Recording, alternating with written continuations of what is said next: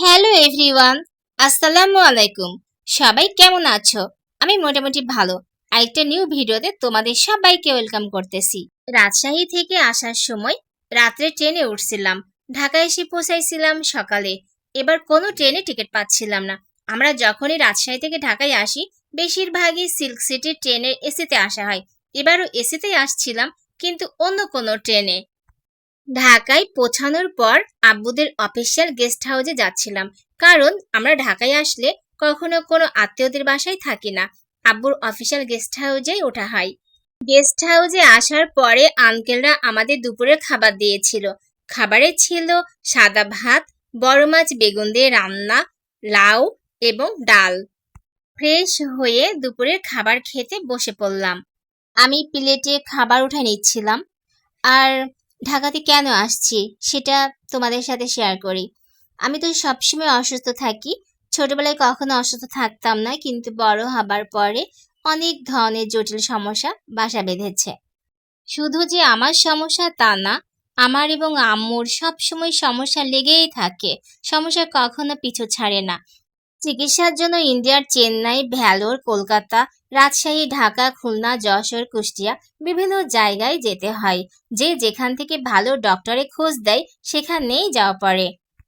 ইন্ডিয়ার চেন্নাই চিকিৎসার জন্য ১৬ বার, ভ্যালো ৩ বার, কলকাতা অনেকবার, ঢাকা আরও অনেকবার এবং বিভিন্ন জায়গায় যাওয়া হয়েছে। ১৬-১৭ বার আরও বেশি। এভাবে কি চিকিৎসা করা আদৌ সম্ভব? চিকিৎসার জন্য আমার এবং আম্মুর পেছনে আব্বু প্রচুর টাকা ব্যয় করেছে। একজন মানুষের পক্ষে ইন্ডিয়ার চেন্নাইয়ের মতন জায়গায় ভ্যালোর ১৬ বার ৩-৪ বার করে একটা মানুষের পক্ষে চিকিৎসা করা কি আদৌ সম্ভব? তারপরেও সবচেয়ে বড় কথা হচ্ছে আমাদের পাসপোর্ট ভিসার মেয়াদ শেষ হয়ে গেছে। এগুলা করা লাগবে, তারপরে টাকার একটা ব্যাপার স্যাপার আছে, তারপরে যাওয়া লাগবে। এখন তো অসুস্থ, হাতে তেমন সময়ও নেই।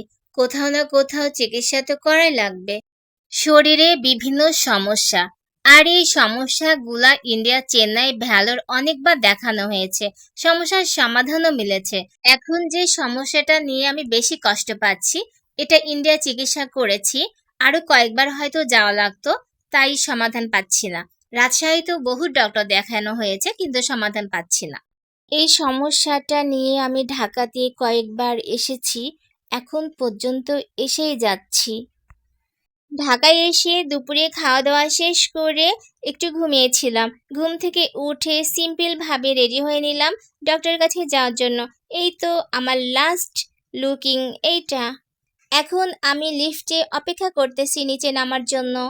নিচে নেমে দেখলাম একটা রিক্সা মামা দাঁড়িয়ে আছে। রিক্সায় ওঠার জন্য সামনের দিকে এগিয়ে গেলাম। তারপরে সুন্দরভাবে রিক্সায় উঠে বসে পড়লাম। এই তো চলে আসলাম জাপান ফ্রেন্ডশিপ হসপিটাল। এভাবে ঢাকায় এসে এসে আর চিকিৎসা করা যাচ্ছে না। মনে হচ্ছে এবার ঢাকায় একটা ঘর বানানো লাগবে। আমি যে ডক্টর দেখাচ্ছি ওনার ঢাকাতে একটা ক্যান্সার হসপিটাল রয়েছে এবং আমেরিকায় কয়েক বছর পেশেন্টদের ট্রিটমেন্ট করাইতেন।